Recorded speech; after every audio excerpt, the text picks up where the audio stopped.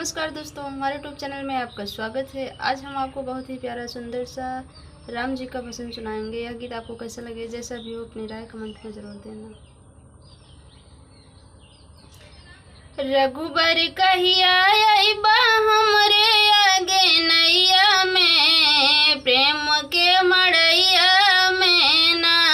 रघुबर कहिया अइबा हमरे आगे नैया में, प्रेम के मड़ैया में ना। सेबरी के घर में आसन लगैला, झूठी बैरिया प्रेम सिखैला। सेबरी के घर आसन लगैला, झूठी बैरिया प्रेम सिखैला। प्रभु जी कहिया भोग लगैबा मोरे अगनैया में, प्रेम के मड़ैया में ना। प्रभु जी कहिया भोग लगैबा मोरे अगनैया में, प्रेम के मड़ैया में ना। रघुबर कहिया अइबा हमरे आगे नैया में, प्रेम के मड़ैया में ना। रघुबर कहिया अइबा हमरे आगे नैया में, प्रेम के मड़ैया में ना।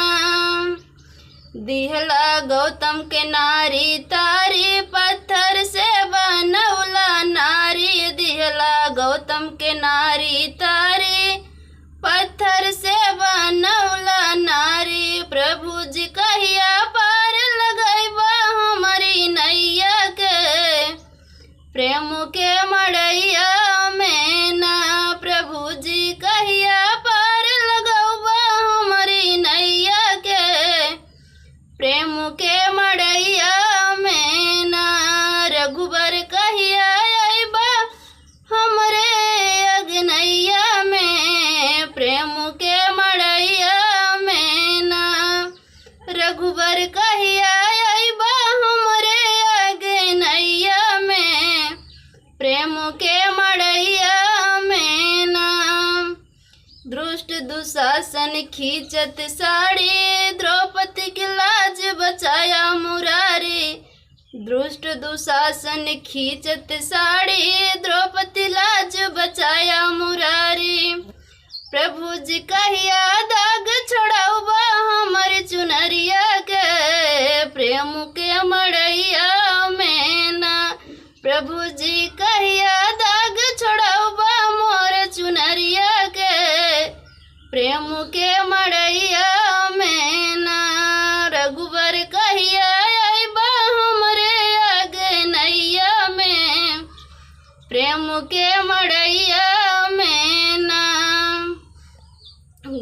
प्रभु जी गंगा किनारे गैला, केवट से हो चरण धोइला। प्रभु जी गंगा किनारे गैला, केवट से चरण धोइला। प्रभु जी कहिया पग धरैबा मोरे अगनैया में, प्रेम के मड़ैया में ना। प्रभु जी कहिया चरण धोइबा मोरे अगनैया में, प्रेम के मड़ैया